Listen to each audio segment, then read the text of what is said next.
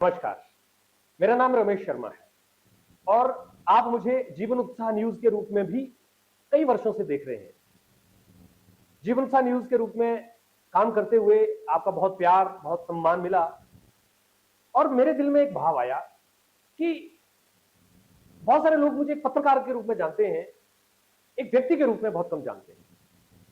तो मैंने शुरुआत की इस पेज की रमेश शर्मा के नाम से। मैं इसको आपको ऐसी जगह लेकर चलूंगा, ऐसे एक टॉपिक पर लेकर चलूंगा जो मेरी पूरी जिंदगी के लगभग अभी 48 ईयर्स का मैं हो चुका हूं, मैं आपको पूरी यात्रा करवाऊंगा।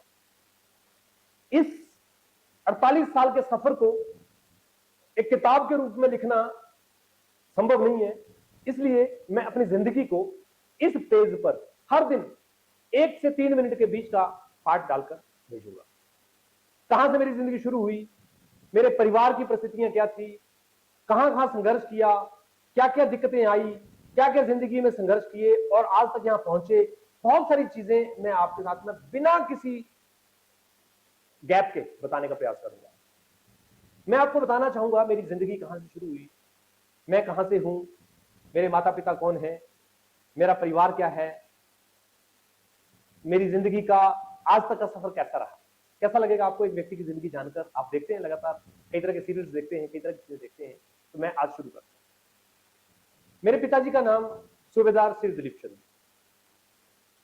हड़ेट्टा पंचायत के अंतर्गत एक सिमलाता गांव है, वहां से मैं संबंध रखता हूं। 7 सितंबर 1976 को मेरा इस परिवार में जन्म हुआ। मां बाप के सपने होते हैं, हमारे बच्चे पढ़ेंगे लिखेंगे, कुछ बड़ा बनेंगे, कुछ करेंगे, और यही सपने, यही सब चीजों की उम्मीद में मेरे मां बाप ने भी शायद मुझे इस दुनिया पे लाने का एहसान किया होगा। मेरे पिताजी आर्मी से रिटायर्ड थे, बहुत ही भले, बहुत ही भोले, बहुत ही सच्चे और पक्के इंसान थे। जो लोग इस वीडियो को देख रहे होंगे वो बता देंगे, निहायत ही ईमानदार, खुद के प्रति, समाज के प्रति। मैंने ऐसे व्यक्तित्व आज तक बहुत कम देखे, मेरे रोल मॉडल। मैं आपको इस कहानी में थोड़ा सा पीछे लेकर चलूंगा। पहले मेरे पिताजी ने 2 शादियां की।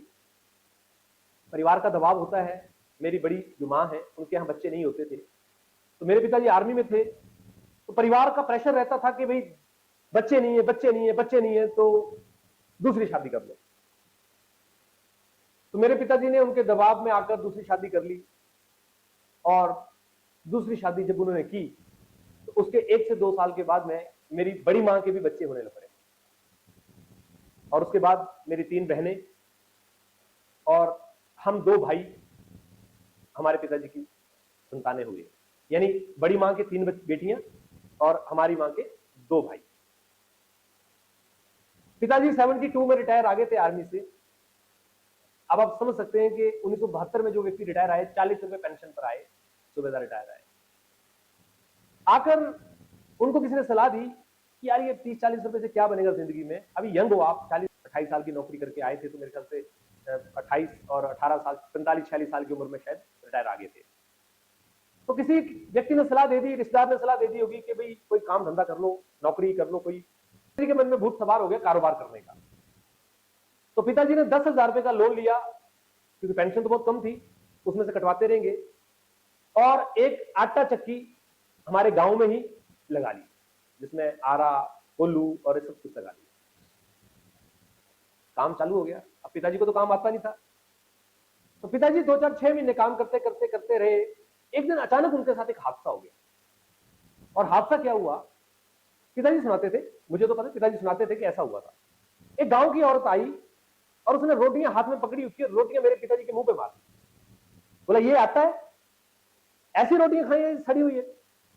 अब पिताजी को तो काम आता नहीं था, तो जिस कारीगर ने वो आटा पीसा था, उसने, वो कहते हैं ना कि वो चक्की को वो रहा हुआ था ना, ऐसे होते उस पे करके चक्की करनी, राह नहीं पड़ती थी तब जाके, तो वो उसमें मिट्टी मिट्टी मिक्स होगी होगी, कुछ ऐसा हुआ होगा। पिताजी को बात बहुत चोट लगी उनके दिल पर, और पिताजी को जब वो चोट लगी तो पिताजी ने डिसाइड किया कि मैं ये काम नहीं करूंगा, और उन्होंने वो मशीन पूरा का पूरा सेटअप घाटे में ही बेच दिया जो कि बनी में एक मशीन लगी है। अगर आपने देखा होगा, बनी में एक मशीन लगी सबसे पुरानी, वो हमारे पिताजी ने बेची थी और बनी में लगी थी। तो पिताजी को बहुत सारी नौकरियों के ऑफर आए एचआरटीसी में, क्योंकि एससीएमटी से रिटायर्ड थे सुबेदार, तो एचआरटीसी में एज ए टिकट चेकर जो होते हैं उनकी नौकरी ऑफर हुई। लेकिन मेरे पिताजी का मन ऐसा टूट गया कि उन्होंने कहा कि मैं अब नौकरी नहीं करूंगा और मैं अपनी जमीन जायदाद को ही देखकर अब गुजारा करूंगा। तो निकल पड़े पिताजी सफर पर। अब इस सफर में आगे क्या होता है अगले एपिसोड में बात करेंगे, लेकिन कहानी बड़ी इंटरेस्टेड है। मेरी जिंदगी का पूरा अनुभव, पूरी जिंदगी मैं आपके बीच में इस चैनल के माध्यम से रखना चाहूंगा। मुझे उम्मीद है कि आपको जरूर मेरी जिंदगी की कहानियों से प्रेरणा मिलेगी और आप और हम मिलकर इन सब चीजों को गहनता से विचार करते हुए आगे बढ़ेंगे। तो मिलते हैं अगले एपिसोड में। एपिसोड वाइज ये आया करेगा। एपिसोड 1 आज मैंने आपको प्रस्तुत किया है, अगले एपिसोड पे आपसे मिलते हैं।